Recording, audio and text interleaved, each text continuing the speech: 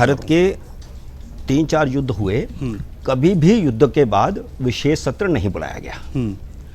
तो इस बार भी युद्ध के बाद तो विशेष सत्र बुलाने की कोई ज़रूरत नहीं। जहाँ तक सवाल है विपक्ष को जानकारी देने का, तो उसकी प्रक्रिया रहती है।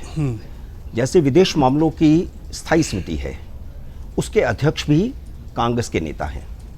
उसकी बैठक बुलाई गई और खुद विदेश मंत्री और विदेश सचिव ने वहाँ पर सारी जानकारी दी। तो उसके माध्यम से विपक्ष के पास पूरी कंप्लीट जानकारी जा चुकी है। और जहाँ तक ये है कि कुछ छुपाया गया है, तो मुझे नहीं लगता कि ऐसा कुछ भी छुपाया गया है।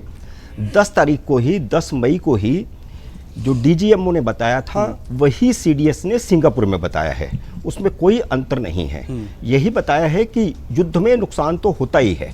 पहले ज़माने में युद्ध होते थे तो घोड़े और तलवारें और ये सब, जो उस वक्त भी नुकसान तो होता ही था। दोनों तरफ हाथियों का, घोड़ों का नुकसान होता था।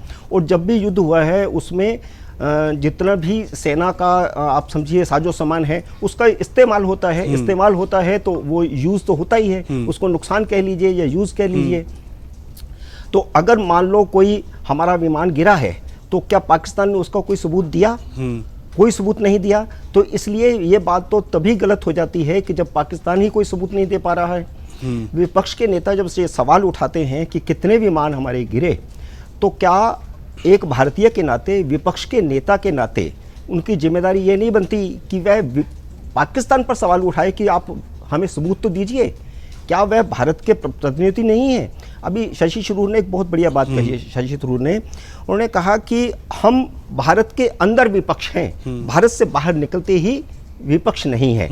तो अब जब देश का सवाल है, तो ऐसे देश के सवाल के समय राहुल गांधी को क्या भारत का प्रतिनिधि होकर के नहीं खड़ा होना चाहिए? क्या 1971 में अटल बिहारी वाजपेयी की यही भाषा थी जो आज राहुल गांधी की भाषा है?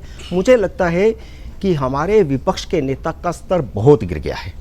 अब देखिए, इस देश में अटल बिहारी वाजपेयी, लाल कृष्ण अडवाणी, सुषमा स्वराज, पीवी नरसिम्हा राव, शरद पवार, ऐसे स्तर के विपक्ष के नेता रहे हैं। आज कैसी भाषा बोली जा रही है? विपक्ष के नेता की एक जिम्मेदारी होनी चाहिए। उस जिम्मेदारी, मैं भाषा पर से सवाल नहीं उठाता, सिर्फ भाषा नहीं, इसके अलावा भी एक जिम्मेदारी उनकी बनती है विपक्ष के नेता के नाते। वह प्रधानमंत्री से मुलाकात मांग सकते हैं, उनसे जानकारी ले सकते हैं। ये प्रधानमंत्री की भी ड्यूटी होती। अगर वह विपक्ष के नेता उनसे मुलाकात मांगते तो कोई चीज़ उनसे पूछना चाहते तो बताते।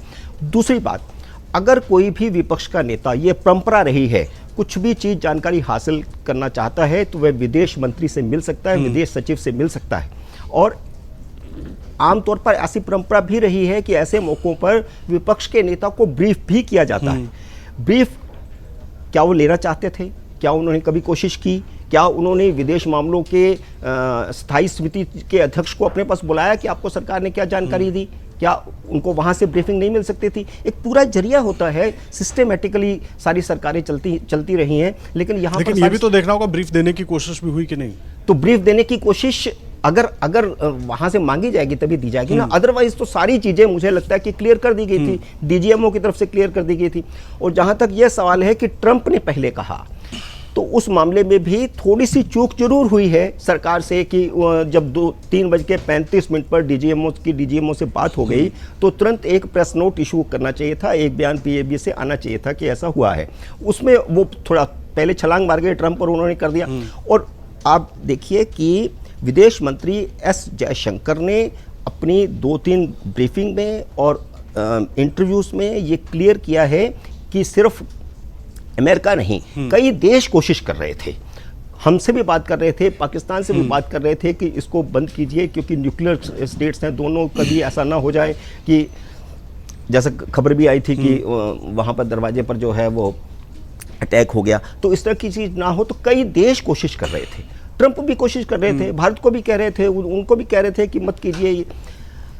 अब जो बात सामने आई है वो ये है कि 10 तारीख को सुबह पाकिस्तान ने अमेरिका के सामने सरेंडर कर दिया कि आप उनको मना लीजिए, हम सरेंडर करते हैं। तो अमेरिका के विदेश मंत्री का भारत के विदेश मंत्री एस जयशंकर को सुबह फ़ोन आता है कि पाकिस्तान अब तैयार है, वो अब हमला नहीं करेगा। भारत आप देखिए 10 तारीख को ही, बल्कि 7 तारीख को जब डीजीएमओ ने पाकिस्तान के डीजीएमओ को फ़ोन किया और बताया कि हमने आतंकवादी शिविरों ठीक पर, है। उनके ट्रेनिंग कैंप पर हमला किया है, हमने सिविलियंस पर नहीं किया, हमने आर्मी पर नहीं किया। अगर अब आप करेंगे तब हम करेंगे। तो इसका मतलब क्या था? युद्ध तो था ही नहीं, वो तो सिर्फ वो हमला कर रहे थे, हम जवाब दे रहे थे, सिर्फ इतना ही था। तो युद्ध तो नहीं था। तो वो उन्होंने कहा कि ठीक है अब हम नहीं करते। तो पहले ही भारत ने, डीजीएमओ ने 7 तारीख को उनको कह दिया था कि अब आप करोगे तो हम करेंगे। तो जब वो कर रहे थे उसके रिएक्शन में हम कर रहे थे। जब उन्होंने कहा कि हम नहीं करते तो बात खत्म हो गई।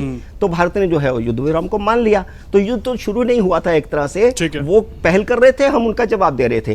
तो विदेश मंत्री ने, अमेरिका के विदेश मंत्री को कहा कि ये बात पाकिस्तान की तरफ से आनी चाहिए, आपकी तरफ से नहीं। और उसके बाद 12:30 बजे से शुरू हुआ पाकिस्तान का डीजीएमओ फोन करना, 3 बार फोन किए, तीसरे फोन पर बातचीत हो पाई 3:35 पे। उन्होंने कहा कि अब हम नहीं करेंगे। तो उन्होंने कहा ठीक है। तो इसमें कहाँ गड़बड़ है?